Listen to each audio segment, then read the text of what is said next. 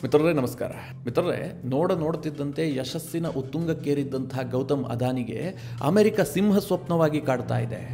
ಈ ಹಿಂದೆ ಹಿಂಡನ್ಬರ್ಗ್ ಒಂದಾದ ನಂತರ ಒಂದರಂತೆ ಅದಾನಿ ವಿರುದ್ಧವಾಗಿ ರಿಪೋರ್ಟನ್ನು ಪಬ್ಲಿಷ್ ಮಾಡೋದಕ್ಕೆ ಶುರು ಮಾಡಿತ್ತು. ಇದರಿಂದಾಗಿ ಅದಾನಿ ಸಾಮ್ರಾಜ್ಯ ಬಹಳ ಶೇಕ್ ಆಗ್ತಾ ಇತ್ತು. ಈಗ ಅಮೆರಿಕ ಸರ್ಕಾರವೇ ಇದಕ್ಕೆ ಮುಂದಾಗಿದೆ. ಅಮೆರಿಕದ ಸರ್ಕಾರಿ ಏಜೆನ್ಸಿಗಳು ಅದಾನಿಯ ವಿರುದ್ಧ ಗಂಭೀರ ಆರೋಪಗಳನ್ನು ಮಾಡಿದೆ. ಜೊತೆಗೆ ದೋಷಾರೋಪ ಪಟ್ಟಿಯನ್ನು ಕೂಡ ಸಲ್ಲಿಸಲಾಗಿದೆ. ಅಂದರೆ FIR ಆಗಿದೆ, ಭಾರತದ ಭಾಷೆಯಲ್ಲಿ ಹೇಳಬೇಕು ಅಂತಂದರೆ. ಇನ್ನೊಂದು ರೀತಿಯ ವರದಿ ಆಗ್ತಾ ಇದೆ, ಅದಾನಿಯ ವಿರುದ್ಧ ಬಂಧನದ ವಾರೆಂಟನ್ನು ಕೂಡ ಅಮೆರಿಕದ ಕೋರ್ಟ್ ಇಶ್ಯೂ ಮಾಡಿದೆ. ಈ ರೀತಿಯ ಸುದ್ದಿಗಳನ್ನು ಕೂಡ ಭಾರತದಲ್ಲೂ ಪ್ರಸಾರ ಮಾಡಲಾಗ್ತಾ ಇದೆ. ಅಮೆರಿಕದ ಪತ್ರಿಕೆಗಳು ಕೂಡ ಈ ಸುದ್ದಿಯನ್ನು ಪ್ರಸಾರ ಮಾಡ್ತಾ ಇದ್ದಾವೆ. ಮಿತ್ರರೇ, ಇದೆಲ್ಲ ಆಗ್ತಿದ್ದ ಹಾಗೆ ಅದಾನಿ ಸಾಮ್ರಾಜ್ಯ ಮತ್ತೆ ಶೇಕ್ ಆಗಿದೆ. ಅದಾನಿಯ ಷೇರುಗಳು ಇವತ್ತು ಪಾತಾಳಕ್ಕೆ ಕುಸಿದಿದೆ. ಇನ್ನೊಂದು ಕಡೆ ಭಾರತದಲ್ಲಿ ಇದು ರಾಜಕೀಯ ವಿಷಯ ವಸ್ತು ಆಗಿದೆ. ರಾಹುಲ್ ಗಾಂಧಿ ಜಿಲೇಬಿ ತಿನ್ನೋದಕ್ಕೆ ಶುರು ಮಾಡಿಬಿಟ್ಟಿದ್ದಾರೆ. ಈಗಾಗಲೇ ನರೇಂದ್ರ ಮೋದಿ ಅವರ ವಿರುದ್ಧ ವಾಗ್ದಾಳಿ ಮಾಡಿದ್ದಾರೆ, ಅದಾನಿಯ ವಿರುದ್ಧ ವಾಗ್ದಾಳಿ ಮಾಡಿದ್ದಾರೆ, ಸೆಬಿ ಚೀಫ್ ವಿರುದ್ಧವೂ ಕೂಡ ತಿರುಗಿ ಬಿದ್ದಿದ್ದಾರೆ. ರಾಹುಲ್ ಗಾಂಧಿ ದೊಡ್ಡ ಮಟ್ಟದಲ್ಲಿ ಇದನ್ನು ರಾಜಕೀಯ ಮಾಡೋದಕ್ಕೆ ಹೊರಟಿದ್ದಾರೆ. ಹಾಗಾದರೆ ಮಿತ್ರರೇ, ನಿಜವಾಗ್ಲೂ ಆಗಿದ್ದೇನು? ಅಮೆರಿಕ ಯಾಕೋಸ್ಕರವಾಗಿ ಅದಾನಿ ವಿರುದ್ಧ ಬಂಧನದ ವಾರೆಂಟ್ ಅನ್ನು ಇಶ್ಯೂ ಮಾಡಿದೆ, ಅಥವಾ ಯಾಕೆ ಅಲ್ಲಿ FIR ಆಗಿದೆ? ಅದಾನಿ ಮಾಡಿದಂತಹ ತಪ್ಪುಗಳೇನು? ಭಾರತದಲ್ಲಿ ಆದಂತಹ ಅವ್ಯವಹಾರಕ್ಕೆ ಅಮೆರಿಕ ಹೇಗೆ ಚಾರ್ಜ್ ಶೀಟ್ ಅನ್ನು ಸಲ್ಲಿಕೆ ಮಾಡೋದಕ್ಕೆ ಸಾಧ್ಯ ಆಗುತ್ತೆ? ಅದಾನಿಯನ್ನ ಅಮೆರಿಕ ಬಂಧಿಸೋದಕ್ಕೆ ಸಾಧ್ಯ ಇದೆಯಾ? ಈ ಎಲ್ಲ ಇಡೀ ಪ್ರಕರಣದ ಹಿನ್ನೆಲೆ ಏನು, ಇದರಿಂದ ಸಾಧಕಗಳೇನು, ಬಾಧಕಗಳೇನು, ಎಲ್ಲವುದನ್ನು ಈ ವಿಡಿಯೋದಲ್ಲಿ ನಿಮಗೆ ಡೀಟೇಲ್ ಆಗಿ ತಿಳಿಸ್ಕೊಡ್ತೀನಿ. ನೀವು ಈ ವಿಡಿಯೋನ ಮಿಸ್ ಮಾಡದೆ ನೋಡಿ. ಮಿತ್ರರೇ, ಅದಾನಿ ವಿರುದ್ಧವಾಗಿ ಬಹಳ ಕಣ್ಣಿದೆ. ಅಮೆರಿಕ ಕೂಡ ಕಣ್ಣಿಟ್ಟಿದೆ, ಭಾರತದಲ್ಲಿ ರಾಜಕಾರಣಿಗಳು ಕೂಡ ಕಣ್ಣಿಟ್ಟಿದ್ದಾರೆ. ನಿಮಗೆಲ್ಲ ಗೊತ್ತು, ರಾಹುಲ್ ಗಾಂಧಿ ಮಾತೆತ್ತಿದ್ರೆ ನರೇಂದ್ರ ಮೋದಿ ಅವರ ವಿಚಾರ ಬಂದಾಗಲೆಲ್ಲ ಅದಾನಿಯನ್ನ ಟೀಕಿಸ್ತಾರೆ, ಅದಾನಿ ವಿರುದ್ಧ ಕೆಂಡ ಕಾರ್ತಾರೆ. ಯಾಕೆಂದ್ರೆ ಅದಾನಿಯನ್ನ ಮುಗಿಸ್ಬಿಟ್ರೆ ನರೇಂದ್ರ ಮೋದಿಯನ್ನ ಮುಗಿಸಿದಂತೆ ಅಂತ ರಾಹುಲ್ ಗಾಂಧಿ ಅಂದುಕೊಂಡಿದ್ದಾರೆ. ಅದು ಯಾಕೋ ನನಗೆ ಗೊತ್ತಿಲ್ಲ. ಮಿತ್ರರೇ, ಈ ದೇಶದಲ್ಲಿ ನರೇಂದ್ರ ಮೋದಿ ಅವರನ್ನ ಪ್ರಧಾನಿ ಮಾಡಿದ್ದು ಈ ದೇಶದ ಜನತೆಯೇ ಹೊರತು ಅದಾನಿ ಅಲ್ಲ. ಆದರೆ ರಾಹುಲ್ ಗಾಂಧಿಗೆ ಇದು ಯಾಕೋ ಅರ್ಥ ಆಗ್ತಿಲ್ಲ. ಅದಾನಿಯ ಯಾವುದೇ ವಿಚಾರ ಬಂದರೂ ಕೂಡ ಅದನ್ನು ನೇರವಾಗಿ ಪ್ರಧಾನಿ ನರೇಂದ್ರ ಮೋದಿ ಅವರಿಗೆ ಲಿಂಕ್ ಮಾಡ್ತಾರೆ. ಸದ್ಯ ಆಗಿರೋದೇನು ಕೇಳಿದ್ರೆ, ಅಮೆರಿಕದ 2 ಸಂಸ್ಥೆಗಳು ಅದಾನಿ ವಿರುದ್ಧ ಗಂಭೀರ ಆರೋಪಗಳನ್ನು ಮಾಡಿದವೆ. ಒಂದು, ಅಮೆರಿಕದ ಸರ್ಕಾರಿ ಸಚೇತಕರು, ಅಂದ್ರೆ ನ್ಯೂಯಾರ್ಕ್ ಈಸ್ಟರ್ನ್ ಡಿಸ್ಟ್ರಿಕ್ಟ್ ನ ಅಟಾರ್ನಿ ಆಫೀಸ್ ಅದಾನಿ ವಿರುದ್ಧ ಒಂದು ವಾರೆಂಟ್ ಇಶ್ಯೂ ಮಾಡಿದೆ. ಎರಡನೇದಾಗಿ, ಅಮೆರಿಕದ ಸೆಕ್ಯೂರಿಟಿ ಎಕ್ಸ್ಚೇಂಜ್ ಕಮಿಷನ್, ನಮ್ಮ ದೇಶದಲ್ಲಿ ಸೆಬಿ ಇದೆಯಲ್ಲ, ಅದೇ ರೀತಿಯಾಗಿ ಅಮೆರಿಕದಲ್ಲಿ ಈ ಸೆಕ್ಯೂರಿಟಿ ಎಕ್ಸ್ಚೇಂಜ್ ಕಮಿಷನ್ ಇದೆ.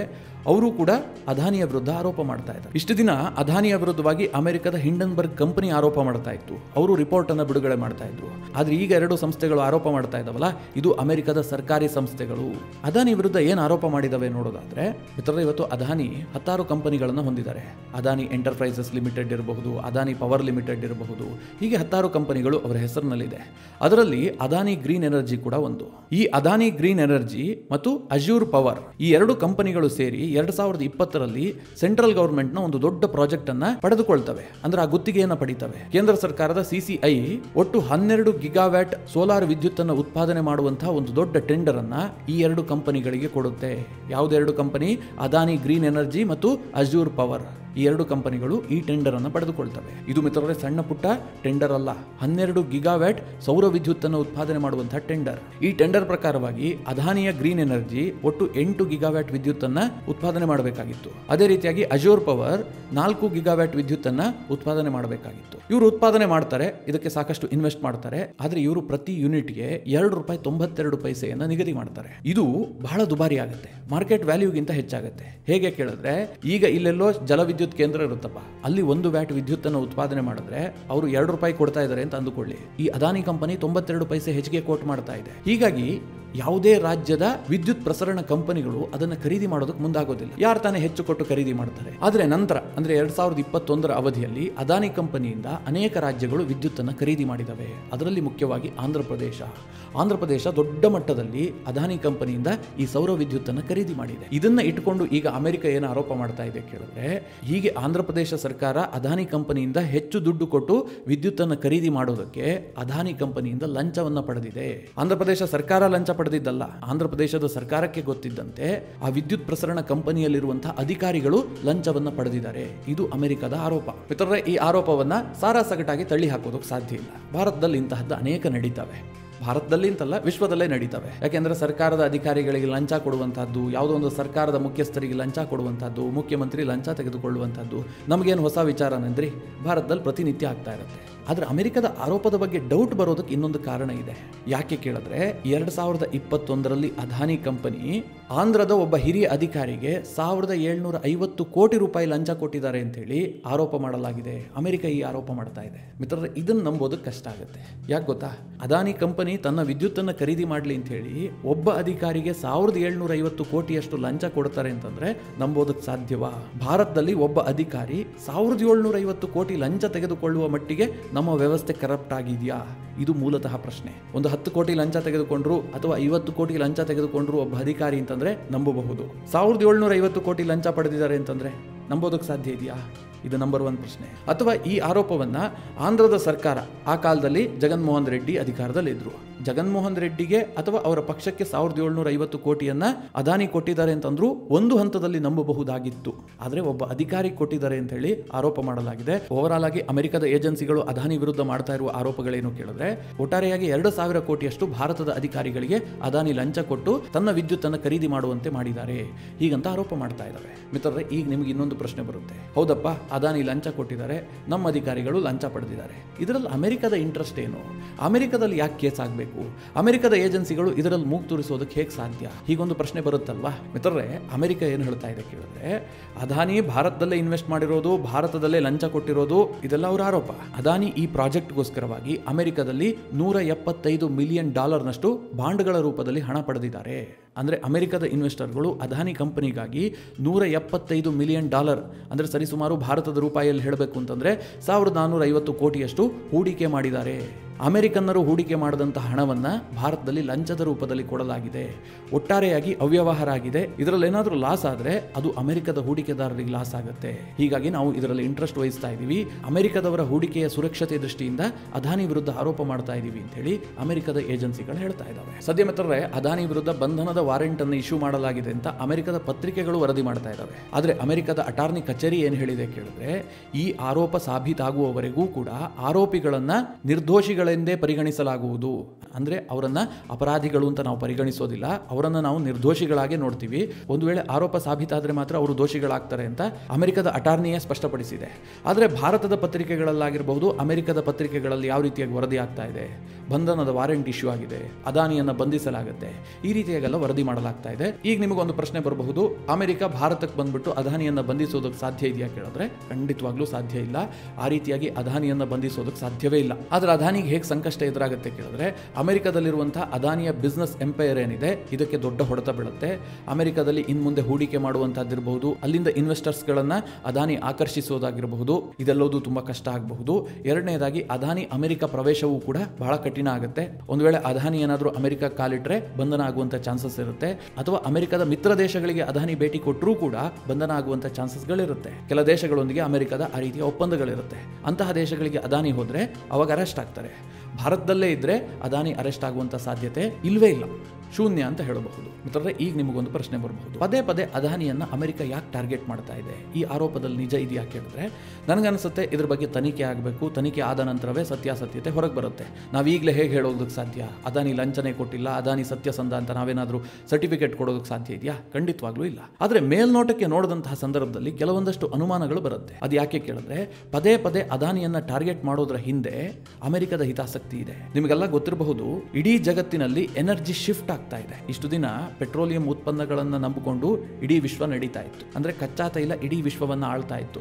ಹೀಗಾಗಿ ಗಲ್ಫ್ ರಾಷ್ಟ್ರಗಳು ತುಂಬಾ ರಿಚ್ ಆಗಿದ್ದು, ಯಾವ್ಯಾವ ದೇಶದಲ್ಲಿ ಕಚ್ಚಾ ತೈಲ ಸಿಗ್ತಾ ಇತ್ತೋ ಆ ಎಲ್ಲ ದೇಶಗಳು ಶ್ರೀಮಂತಿಕೆಯ ಉತ್ತುಂಗಕ್ಕೆ ಏರ್ಬಿಟ್ಟಿದ್ದಾವೆ. ಆದ್ರೆ ಮಿತ್ರರೇ, ಮುಂದಿನ ಕೆಲ ವರ್ಷಗಳಲ್ಲಿ ಇದು ಶಿಫ್ಟ್ ಆಗುತ್ತೆ. ಯಾವುದಕ್ಕೆ ಶಿಫ್ಟ್ ಆಗುತ್ತೆ?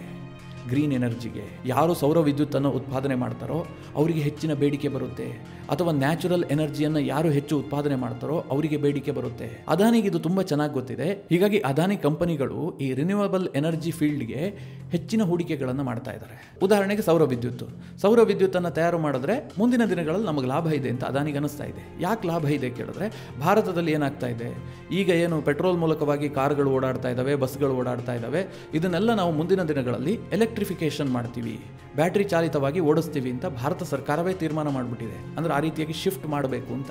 ಆಗೇನಾಗುತ್ತೆ, ಭಾರತದಲ್ಲಿ ಪವರ್ಗೆ ಬೇಡಿಕೆ ಬರುತ್ತೆ, ಗ್ರೀನ್ ಎನರ್ಜಿಗೆ ಹೆಚ್ಚಿನ ಒತ್ತು ಸಿಗುತ್ತೆ. ಇದೇ ಕಾರಣದಿಂದ ಅದಾನಿ ಆ ಸೆಕ್ಟರ್ನಲ್ಲಿ ವಿಪರೀತವಾಗಿ ಹೂಡಿಕೆ ಮಾಡ್ತಾ ಇದ್ದಾರೆ. ಅಂದ್ರೆ ಮುಂದಿನ ದಿನಗಳಲ್ಲಿ ಅದಾನಿಯ ಕಂಪನಿ ಇಡೀ ವಿಶ್ವವನ್ನು ಆಳುತ್ತೆ, ಆ ರೀತಿಯ ಗೋಲನ್ನು ಇಟ್ಕೊಂಡಿದ್ದಾರೆ. ಅಮೆರಿಕಾಗೆ ಇದಿಷ್ಟ ಇಲ್ಲ.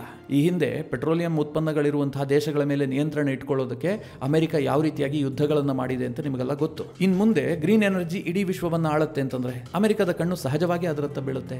ಅದಾನಿಯನ್ನ ಮುಗಿಸಬೇಕು ಅಂತ ಅಮೆರಿಕ ಹೊರಡುತ್ತೆ. ಹೀಗಾಗಿ ಹಿಂಡನ್ಬರ್ಗ್ ಮೊದಲಿಗೆ ಅದಾನಿಯನ್ನ ಟಾರ್ಗೆಟ್ ಮಾಡ್ತಾ ಇತ್ತು.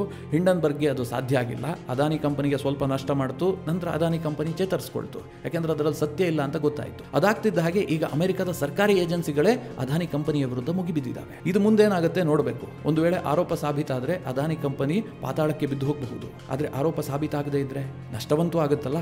ಯಾವಾಗ ಅಮೆರಿಕದ ಕಡೆಯಿಂದ ಈ ಆರೋಪ ಬಂತು ಅದಾನಿ ಕಂಪನಿಗೆ ವಿಪರೀತವಾಗಿ ಲಾಸ್ ಆಗಿದೆ. ಇವತ್ತೊಂದೇ ದಿನ ಅದಾನಿಯ ಓವರಾಲ್ ಶೇರಿನ ಮೊತ್ತ 20% ಅಷ್ಟು ಕೊಲ್ಯಾಪ್ಸ್ ಆಗಿಬಿಟ್ಟಿದೆ.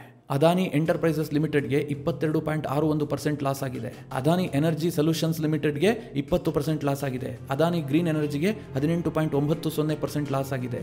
ಅದಾನಿ ಪೋರ್ಟ್ ಸ್ಪೆಷಲ್ ಎಕನಾಮಿಕ್ ಝೋನ್ಗೆ 13.57% ಲಾಸ್ ಆಗಿದೆ. ಅಂಬುಜಾ ಸಿಮೆಂಟ್ 11.9% ಲಾಸ್ ಆಗಿದೆ. ಅದಾನಿ ಪವರ್ಗೆ 9.15% ಲಾಸ್ ಆಗಿದೆ. ಓವರಾಲ್ ಅದಾನಿ ಕಂಪನಿಗೆ ಒಂದು 20% ಲಾಸ್ ಆಗಿದೆ ಒಂದೇ ದಿನಕ್ಕೆ. ಈಗಾಗಲೇ ಭಾರತದ ಷೇರು ಮಾರುಕಟ್ಟೆ ನಿರಂತರವಾಗಿ ಕುಸಿತ ಕಾಣ್ತಾ ಇದೆ. ಕಳೆದ 1-2 ದಿನದಿಂದ ಸ್ವಲ್ಪ ಚೇತರಿಕೆ ಕಾಣ್ತಾ ಇತ್ತು. ಅಷ್ಟರಲ್ಲಾಗಲೇ ಅಮೆರಿಕ ಸರ್ಕಾರ ಈ ಕಿರಿಕ್ ತೆಗೆದಿದ್ದರಿಂದಾಗಿ ಅದಾನಿ ಕಂಪನಿಗಳು ಪಾತಾಳವನ್ನು ನೋಡ್ತಾ ಇದ್ದಾವೆ ಇವತ್ತು. ಸಹಜವಾಗಿ ಅದಾನಿ ವಿಚಾರ ಬಂದರೆ ಇದು ಭಾರತದಲ್ಲಿ ರಾಜಕೀಯ ವಿಚಾರವೂ ಕೂಡ ಆಗುತ್ತೆ. ಈಗಾಗಲೇ ರಾಹುಲ್ ಗಾಂಧಿ ಒಂದು ಪ್ರೆಸ್ ಮೀಟ್ ಮಾಡಿದ್ದಾರೆ. ಎಷ್ಟು ಆತುರದಲ್ಲಿ ಅವರು ಪ್ರೆಸ್ ಮೀಟ್ ಮಾಡಿದ್ದಾರೆ ಅಂತಂದರೆ ನರೇಂದ್ರ ಮೋದಿ ಅವರೇ ಬಲೆಗೆ ಬಿದ್ದುಬಿಟ್ಟಿದ್ದಾರೆ ಅನ್ನುವ ಖುಷಿಯಲ್ಲಿ ರಾಹುಲ್ ಗಾಂಧಿ ಈ ಪ್ರೆಸ್ ಮೀಟನ್ನು ಮಾಡಿದ್ದಾರೆ. ರಾಹುಲ್ ಗಾಂಧಿ ಏನು ಆರೋಪ ಮಾಡ್ತಾ ಇದ್ದಾರೆ ಗೊತ್ತಾ? ಈ ತಕ್ಷಣವೇ ಅದಾನಿಯನ್ನು ಬಂಧಿಸಬೇಕು. ಸೆಬಿಯ ಮಾಧವಿ ಬುಚ್ ಅವರನ್ನ ತನಿಖೆಗೊಳಪಡಿಸಬೇಕು. ಈ ಇಡೀ ಪ್ರಕರಣವನ್ನು ಕೇಂದ್ರ ಸರ್ಕಾರ ಸೀರಿಯಸ್ ಆಗಿ ತೆಗೆದುಕೊಂಡು ಈ ಪ್ರಕರಣದ ಕುರಿತಾಗಿ ಒಂದು JPC ರಚಿಸಿ, ಅಂದ್ರೆ ಜಾಯಿಂಟ್ ಪಾರ್ಲಿಮೆಂಟರಿ ಬೋರ್ಡ್ ಅನ್ನು ರಚಿಸಿ ಅದರ ಮೂಲಕವಾಗಿ ತನಿಖೆಯನ್ನು ಮಾಡಿಸಬೇಕು. ಹೀಗೆಲ್ಲ ರಾಹುಲ್ ಗಾಂಧಿ ಬೇಡಿಕೆ ಇಟ್ಟಿದ್ದಾರೆ. ಜೊತೆಗೆ ನರೇಂದ್ರ ಮೋದಿ ವಿರುದ್ಧವೂ ಕೂಡ ವಾಗ್ದಾಳಿ ಮಾಡಿದ್ದಾರೆ. ಏಕ್ ಹೇ ತೋ ಸೇಫ್ ಹೇ ಅಂತ ಮೋದಿ ಹೇಳ್ತಾ ಇದ್ರು. ಈಗ ಅದಾನಿ ಜೊತೆಗೆ ಮೋದಿ ಇದ್ದಿದ್ದೆ ಆದ್ರೆ ಅವರು ಸೇಫ್ ಆಗಿರ್ತಾರೆ, ಅಲ್ಲಿಯವರೆಗೂ ಕೂಡ ಮೋದಿ ಸೇಫ್ ಆಗಿರ್ತಾರೆ ಅಂತೆಲ್ಲ ರಾಹುಲ್ ಗಾಂಧಿ ವಾಗ್ದಾಳಿ ಮಾಡಿದ್ದಾರೆ. ಜೊತೆಗೆ ಮುಂಬರುವಂತಹ ಚಳಿಗಾಲದ ಅಧಿವೇಶನದಲ್ಲಿ ಅಂದ್ರೆ ಸೋಮವಾರದಿಂದ ಆರಂಭ ಆಗುತ್ತಲ್ಲ, ಆ ಅಧಿವೇಶನದಲ್ಲಿ ಈ ವಿಚಾರವನ್ನು ಪ್ರಸ್ತಾಪ ಮಾಡ್ತೀವಿ ಅಂತ ರಾಹುಲ್ ಗಾಂಧಿ ಹೇಳಿದ್ದಾರೆ. ಅಲ್ಲಿಗೆ ಒಂದಂತೂ ಸ್ಪಷ್ಟ ಆಗುತ್ತೆ, ಈ ಬಾರಿಯ ಚಳಿಗಾಲದ ಅಧಿವೇಶನದಲ್ಲಿ ಮತ್ತೆ ಅದಾನಿ ವಿಚಾರವಾಗಿ ಚರ್ಚೆ ಆಗುತ್ತೆ. ಮಿತ್ರರೇ, ರಾಹುಲ್ ಗಾಂಧಿ ಏನು ಬಯಸ್ತಾ ಇದ್ದಾರೆ ಗೊತ್ತಿಲ್ಲ. ಅಮೆರಿಕದ ಯಾವುದೋ ಕಂಪನಿ ಆರೋಪ ಮಾಡುತ್ತಪ್ಪ, ಇದನ್ನು ನಾವು ಬಹಳ ಸೂಕ್ಷ್ಮವಾಗಿ ಗಮನಿಸಬೇಕು. ತನಿಖೆಗೆ ಆಗ್ರಹ ಮಾಡೋದು ಸತ್ಯ. ಅದಾಗಲೇ ಅದಾನಿಯನ್ನ ಅಪರಾಧಿ ಎನ್ನುವ ರೀತಿಯಲ್ಲಿ ಬಿಂಬಿಸೋದು ಯಾಕೆ? ಒಂದು ವೇಳೆ ಅಮೆರಿಕ ಇಲ್ಲಿ ಸುಳ್ಳು ಹೇಳಿತ್ತು ಅಂತ ಅಂದುಕೊಳ್ಳಿ, ಲಾಸ್ ಆಗೋದು ಯಾರಿಗೆ? ಭಾರತೀಯರಿಗೆ, ಭಾರತದ ಉದ್ಯಮಕ್ಕೆ. ಈಗ ಅದಾನಿ ಮುಳುಗೋದ್ರಪ್ಪ, ಅದಾನಿಯನ್ನು ಜೈಲಿಗೆ ಹಾಕ್ಬಿಟ್ರು, ಯಾರಿಗೆ ಲಾಸ್ ಆಗತ್ತೆ? ಭಾರತಕ್ಕೆ ಲಾಸ್ ಆಗುತ್ತೆ. ಈಗ ಅದಾನಿಯನ್ನ ನಂಬಿಕೊಂಡು ಈ ದೇಶದಲ್ಲಿ ಲಕ್ಷಾಂತರ ಕುಟುಂಬಗಳು ಬದುಕ್ತಾ ಇದ್ದಾವೆ. ಅಷ್ಟು ಜನರಿಗೆ ಉದ್ಯೋಗ ಕೊಟ್ಟಿದ್ದಾರೆ, ಎಷ್ಟೋ ಜನ ಇನ್ವೆಸ್ಟ್ ಮಾಡಿದ್ದಾರೆ. ನೀವು ಕೂಡ ಇನ್ವೆಸ್ಟ್ ಮಾಡಿರ್ತೀವ್ರಿ. ಇವತ್ತು ಶೇರ್ ಮಾರುಕಟ್ಟೆಯಲ್ಲಿ ಯಾರು ಇನ್ವೆಸ್ಟ್ ಮಾಡಿರಲ್ಲ, ಎಲ್ಲರಿಗೂ ನಷ್ಟ ಆಗುತ್ತೆ ತಾನೆ. ರಾಹುಲ್ ಗಾಂಧಿಗೆ ರಾಜಕೀಯ ಲಾಭ ಆಗಬಹುದಪ್ಪ. ನಾಳೆ ಇದೇ ರಾಜಕೀಯ ವಿಷಯ ಆಗ್ಬಿಟ್ಟು ರಾಹುಲ್ ಗಾಂಧಿಗೆ ರಾಜಕೀಯವಾಗಿ ಯಾವುದೋ ರಾಜ್ಯದಲ್ಲೋ ದೇಶದಲ್ಲೋ ಲಾಭ ಆಗುತ್ತೆ ಅಂತ ಅಂದ್ಕೊಳ್ಳಿ. ನಷ್ಟ ಆಗೋದು ಯಾರಿಗೆ? ಭಾರತೀಯರಿಗೆ.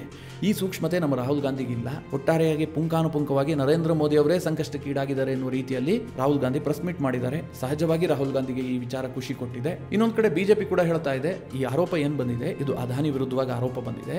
ಇಲ್ಲಿ ಲಾಭ ಮಾಡಿಕೊಟ್ಟಂತವರು ಕಾಂಗ್ರೆಸ್ ಆಡಳಿತದಲ್ಲಿರುವಂತಹ ರಾಜ್ಯಗಳು ಅಥವಾ ಬೇರೆ ಪಕ್ಷಗಳು ಆಡಳಿತದಲ್ಲಿರುವಂತಹ ರಾಜ್ಯಗಳು. ಇದಕ್ಕೂ ಬಿಜೆಪಿ ಸರ್ಕಾರಕ್ಕೂ ಯಾವುದೇ ರೀತಿಯಲ್ಲೂ ಸಂಬಂಧ ಇಲ್ಲ ಅಂತ ಬಿಜೆಪಿಯವರು ಹೇಳ್ತಾ ಇದ್ದಾರೆ. ಒಟ್ಟಿನಲ್ಲಿ ಈ ಅದಾನಿ ಪ್ರಕರಣ ಏನಿದೆ ದೇಶ ಮಟ್ಟದಲ್ಲಿ ರಾಜಕೀಯವಾಗಿ ದೊಡ್ಡ ಮಟ್ಟದ ಸದ್ದು ಮಾಡ್ತಾ ಇದೆ. ಮುಂದಿನ ದಿನಗಳಲ್ಲಿ ಇದು ಸಾಕಷ್ಟು ಬೆಳವಣಿಗೆ ಆಗುತ್ತೆ. ನನಗನ್ಸುತ್ತೆ ಷೇರು ಮಾರುಕಟ್ಟೆ ಸ್ವಲ್ಪ ಚೇತರಿಕೆ ಈ ಸಂದರ್ಭದಲ್ಲಿ ಇದು ದೊಡ್ಡ ಮಟ್ಟದ ಹೊಡೆತ ಕೊಡೋದ್ರಲ್ಲಿ ಯಾವುದೇ ಡೌಟ್ ಇಲ್ಲ. ಮಿತ್ರರೇ, ಈ ಬಗ್ಗೆ ನೀವೇನು ಹೇಳ್ತೀರಿ? ಅಮೆರಿಕ ಮಾಡಿದಂತಹ ಆರೋಪದಲ್ಲಿ ಸತ್ಯ ಇದೆ ಅಂತ ನಿಮಗೆ ಅನಿಸ್ತಾ ಇದೆಯಾ? ನಿಮ್ಮ ಅನಿಸಿಕೆ ಅಭಿಪ್ರಾಯವನ್ನು ಕಮೆಂಟ್ ಮಾಡುವ ಮೂಲಕ ನಮಗೆ ತಿಳಿಸಿ.